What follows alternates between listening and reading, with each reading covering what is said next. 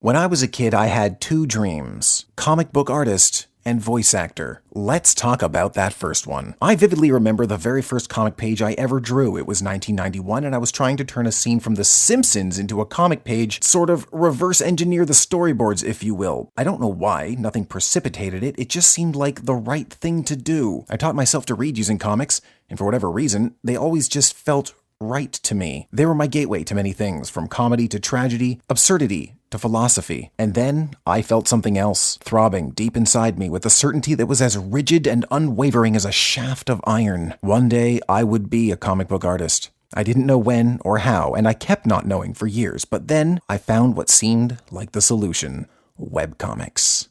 Me and 100,000 other guys.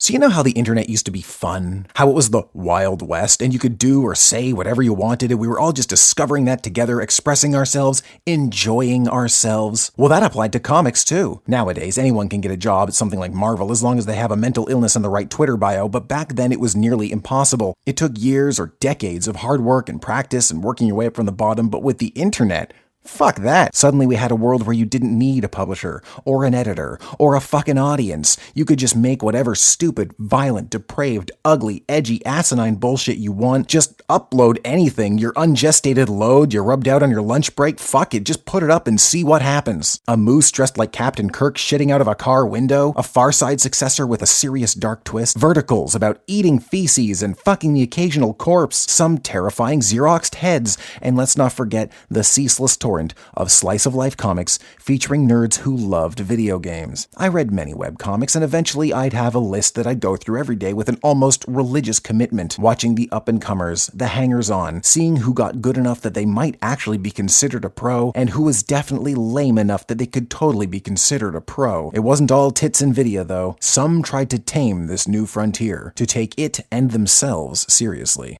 Now, by the end of high school, there were three men, a holy trinity, if you will, that I sort of looked up to, where something just struck a chord with me and I needed to follow them, study them, and even try to emulate them. They were Mal, Locke, and Ray. All three drew traditionally with pen and ink, all three had a clear anime influence, all three dealt with sadness and relationships, and featured brawling and scenery and dialogue that I was just in awe of. Whoever these strange men were, I was deeply inspired. Little did I know that each of them was only a couple of years older than me at the time. I liked drawing and writing, and it just seemed logical I would add to the already overcrowded swamp of webcomics with a unique idea: a slice-of-life comic about gamers. Over the years, I've been asked by many of my viewers the name of my old webcomic, because apparently it never dawned on them to just search David Rozzi webcomic and click on the first hit. Well, Daddy David's here to do it all for you, so put on your back braces, kiddies, and prepare for maximum over-cringe, 'cause here it is.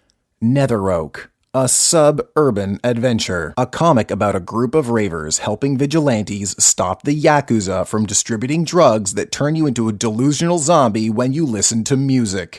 Hold on, it gets worse. It was guilty of the crime that roughly half of all webcomics commit, starting with a wacky joke-a-day bullshit strip featuring you and your friends, which devolves into a gritty action-adventure with tits, guns, and a body count fit for a modern YA novel. And I wanted everything in my shit-ass comic. Gunfights, catfights, ninjas, riot cops, cars that turn into battle armor, a cameo by a band I was into at the time and wrote to ask for permission like they gave a shit, hot Japanese chicks, needless cameos of characters from comics my friends were making, gunplay, grab-ass, the shallow politics of the average 16-year-old, dogs and cats living together, mass hysteria. It was a goddamned mess, and I loved it. And it was kind of popular. I got consistent fan art, I had an active forum, I updated 3 times a week, every week for 4 years straight, and I made a lot of friends online who also made comics, and you know, I kind of felt like I was in a community in a way for like the first time ever. I always told myself, as I'm sure many others did, that this would keep me going until something real came along. It just kept me drawing every day, so it was some kind of practice, and that was good. And I would need practice, because comics were the whole reason I went into illustration in the first place.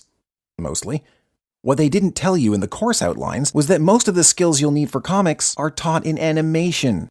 Comics aren't animated, they're illustrated. Naturally, I took the course that taught me to illustrate. There was anatomy, design, architecture, all that shit. It seemed logical. Besides, I didn't want to pay to have to learn to animate, which is really fucking hard, and then never use it. You know, I like my tendons, so in a way, I guess it worked out. But for a long time, my comic was the only practice that I was getting that I could apply to comics.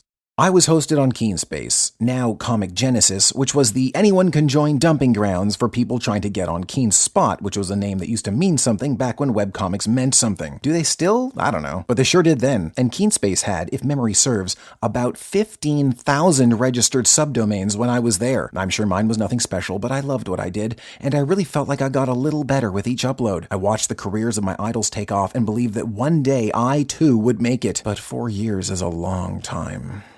With depression setting in and school ramping up, I sort of just stopped caring about this hobby that for a long time was the only thing keeping me going. I kind of stopped reading webcomics too, so at the end of my first year of illustration, I resolved to end the series. I'd always had a scripted beginning in mind, but with my drive waning, I sped up the timeline and just got it over with. I even had a sequel planned for one day, but I knew I'd never get around to it. Nether Oak's final update went live July 31st, 2006, with the last few pages drawn months prior and just kind of trickled out over time. Now, no one really gives a shit about webcomics anymore. Or maybe they do, but I never hear about them. I lost touch with the scene when I dropped out of it, and they just don't seem to be the thing they'd once been. At the time, it seemed like they'd help us all achieve our dreams of being comic artists, but it looks like they kind of missed their chance to fix anything. And now even print comics are dying. There was a time I was ashamed of my awful beginnings and would have deleted Nether Oak except I forgot the login information. But now I just usually forget it exists. Strange considering how it used to dominate my entire schedule. Maybe one day the same will happen to my videos, because nothing lasts forever, and no one. Josh Gainsborough was a master at architecture, perspective, urban settings, machines, and dramatic comic layout. He helped found Gaia Online and did some other work, but kind of faded away many years ago. I hope he's happy wherever he is. The technical illustrator in me will forever be struggling to compete with how I saw him then. Corey S. Lewis is still living the dream, making his own comics his own way. There was no one making the rough, raw, swooshy, bare-knuckled, balls out and pressed to the wall, just pure fucking fun he made, and I hope some of that bled into my work. He's had a couple of indie hits over the years, and his chunky, laissez-faire methods still serve as a reminder to myself to lighten the hell up when I draw. Check out his books, they're serious feel-good stuff. Bryan Lee OMalley made some shorts I was enamored with for their grungy cuteness and went on to write a little thing you might have heard of called Scott fucking Pilgrim, which was so good it irreversibly damaged the entire comic industry as every hack writer and their woke 8-year-old clamored to copy its shoujo manga but in English comedy timing and mistook his dumpy cute characters with quirky immaturity for ideals to which they should aspire. I'll also take this time to brag that I was an extra in the Scott Pilgrim movie. Oddly enough, it was Mal's music that I most connected with. His band Kupek was sad but strangely hopeful, and I think it was just what I needed to hear when it happened to come into my life. Anxious precision, cheerful chaos, hopeful hopelessness. Over the years, I read dozens of web series, joke-a-days, slice-of-lifes, epics, comedies, tragedies, some weird furry shit, comics that were clearly just artists practicing, comics where a writer definitely needed to hire an artist, comics where an artist definitely needed to hire a writer, thinly veiled excuses to draw tits, shit done all digital, shit done all traditional, photo comics, autobio comics, embarrassing weeb shit that just wouldn't fucking die, and stuff that was genuinely great but then just suddenly stopped one day. There were many I looked up to, but always did I think of those three first.